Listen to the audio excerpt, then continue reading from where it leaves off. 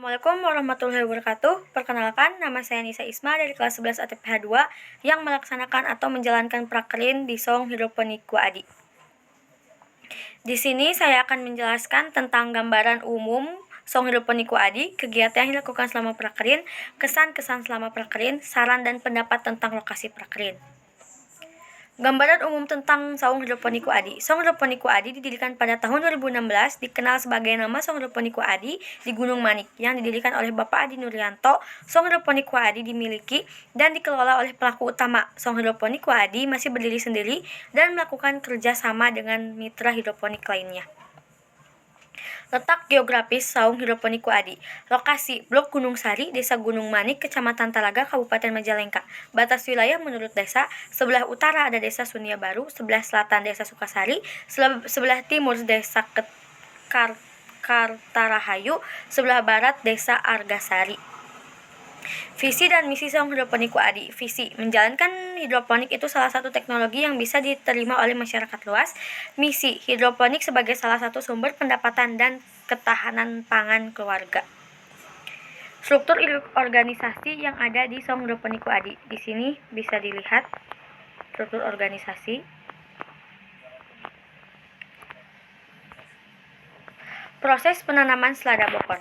Sejarah tanaman selada bokor, klasifikasi tanaman selada, morfologi tanaman selada, syarat tumbuh, jenis-jenis, alat dan bahan, proses persemaian tanaman selada, penanaman selada, manfaat, perawatan, cara panen, dan analisis usaha.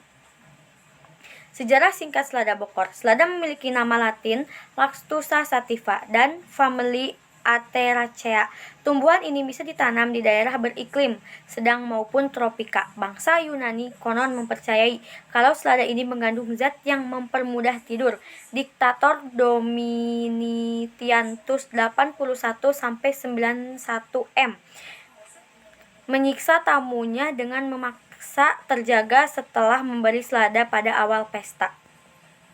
Klasifikasi selada bokor.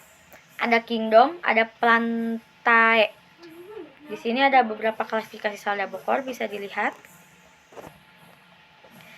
Morfologi tanaman selada. Daunnya berbentuk bulat panjang, sering berjumlah banyak dan biasanya berposisi duduk, tersusun berbentuk spiral dalam roset padat. Warna daunnya beragam, mulai dari hijau muda hingga hijau tua. Daun tak berambut, mulus, berkeriput, atau kusut berlipat. Bunga dari tanaman selada berwarna kuning, terletak pada rangkaian yang lebat dan tangkai bunganya dapat mencapai ketinggian 90 cm. Bunga ini menghasilkan buah berbentuk polong yang berisi biji. Biji selada berbentuk pipih, berukuran kecil, serta berbulu tajam. Syarat tumbuh tanaman selada. Iklim, berada di ketinggian 500-2000 di atas permukaan laut, lokasi berhawa sejuk dengan suhu 15-20 Celcius, derajat keasaman nutrisi hidroponik antara 6-6,8. Mendapatkan paparan sinar matahari yang cukup. Media tanam. Media tanam yang diumum digunakan untuk menanam selada dengan sistem hidroponik adalah rock wool, perlit, vermiculit, dan pasir. Jenis-jenis tanaman selada. Ada beberapa jenis-jenis tanaman selada di sini. Bisa dilihat. Alat dan bahan yang digunakan. Gergaji besi, sprayer atau penyemprotan air, pinset, rock wool, benih selada hijau, sistem hidroponik DFT dan NFT. Proses persemaian tanaman selada. Rendam benih menggunakan air biasa selama 12-24 jam. Setelah 12-24 jam, benih akan sprout seperti pada gambar di bawah ini. Siapkan media tanam, potong rock wool setebal 2,5 cm, iris memanjang sedalam kurang lebih 1 cm menjadi 3 bagian, dan iris melintang menjadi 6 bagian sedalam 1 cm. Lihat gambar di bawah ini untuk detailnya. Lubangi setiap kotak rock wool menggunakan tusuk gigi atau dengan pinset. Taruh benih ke dalam lubang dengan posisi kecambah di bawah satu lubang diisi satu benih. Setelah semua lubang terisi, basahi rock wool menggunakan spray atau semprotan dengan kekuatan air yang lembut. Taruh semaian di tempat terbuka yang cukup sinar matahari.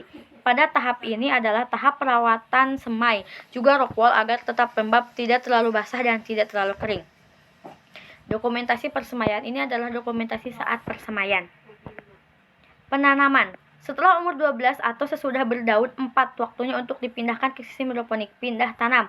Pisahkan atau potong rockwool berdasarkan irisan yang dibuat pada step awal. Apabila susah untuk memisahkan rockwool, maka bisa menggunakan cutter untuk memotong rockwool sampai terpisah. Taruh potongan rockwool ke dalam netpot. Letakkan netpot ke dalam sistem hidroponik. Kali ini kita menggunakan mini rakit, apung, atau ada yang menyebutnya sistem wick. Pada tahap ini, kepekatan nutrisinya adalah 600 ppm. Dokumentasi penanaman. Perawatan. Tahap selanjutnya adalah pembesaran. Yang perlu diperhatikan pada tahap-tahap ini adalah kepekatan nutrisi. Harus dijaga tetap stabil dan jangan sampai kekeringan atau kehabisan air nutrisi. Setelah selada umur 90 hari, kepekatan nutrisi dinaikkan menjadi 800 ppm. Kepekatan nutrisi dinaikkan lagi menjadi 1000 ppm apabila sudah memasuki umur 15 hari. Setelah memasuki umur 20 hari, naikkan kepekatan nutrisi menjadi 1200 ppm. Usahakan baik bak air nutrisi tetap bersih. Apabila sudah ada kotoran atau keruh, ganti dengan air nutrisi yang baru. Hal ini sangat penting dilakukan karena akan berpengaruh terhadap penyerapan nutrisi oleh akar dan akan menentukan pertumbuhan tanaman. Masa panen selada adalah sekitar 30-40 hari. Ada beberapa yang lebih suka memanen selada baby, yaitu sebelum berumur 30 hari. Dokumentasi perawatan. Seperti ini contohnya. Manfaat. Penggunaan lahan lebih efisien, tanaman produksi tanpa menggunakan tanah, kuantitas dan kualitas produksi lebih tinggi dan lebih bersih, penggunaan pupuk dan air lebih efisien, pengendalian hama penyakit lebih mudah. Cara panen. Cabutlah selada sampai ke akarnya, pilihlah selada daun yang masih segar. Jika daun selada sudah layu atau kering, buanglah. Kelompokkan selada berdasarkan besar daun yang sama. Kumpulkan selada dalam satu keranjang yang bersih. Dokumentasi saat pemanenan. Analisis usaha. Di sini ada beberapa berikut analisis usaha secara singkat bisa dilihat. Ada jenis komoditi, luas lahan, jarak tanam, populasi, total input, jumlah input, ada rasio BEF. Kesan, sampai situ. Kesan dan kendala pelaksanaan prakerin. Kesan pelaksanaan prakerin. Selama kami melaksanakan kegiatan prakerin di Saung Hidroponik WADI, banyak suka dan duka pengalaman yang didapatkan, khususnya ilmu yang bersangkutan dengan dunia pertanian. Contohnya saja, kita mendapatkan pengetahuan mengenai pembiakan tanaman secara hidroponik. Kita jadi lebih tahu mengenai bagaimana kegiatan di DUDI yang sebenarnya. Kita juga mengetahui cara bersosialisasi baik dengan masyarakat. Kendala pelaksanaan prakerin. Banyak tambahan tugas dari sekolah yang pada saat prakerin. Kesimpulan yang kami dapat adalah hidroponik merupakan istilah yang digunakan untuk menjelaskan beberapa cara bercocok tanam tanpa menggunakan tanah sebagai tempat menanam tanah, lebih terjamin kebebasan tanaman dari hama dan penyakit. Tanaman tumbuh lebih cepat dan pemakaian pupuk lebih hemat. Bila ada tanaman yang mati bisa diganti dengan tanaman baru.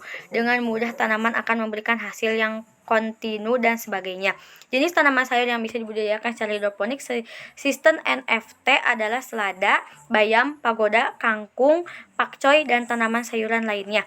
Hasil dari analisis usaha hidroponik tanaman selada di Saung Hidroponik WADI, Gunung Manik layak untuk dikembangkan karena rasio output per input nilainya lebih dari 1. Terima kasih, sekian yang bisa saya jelaskan. Mohon maaf ada salah kata. Wabillahi taufiq walhidayah. Wassalamualaikum warahmatullahi wabarakatuh.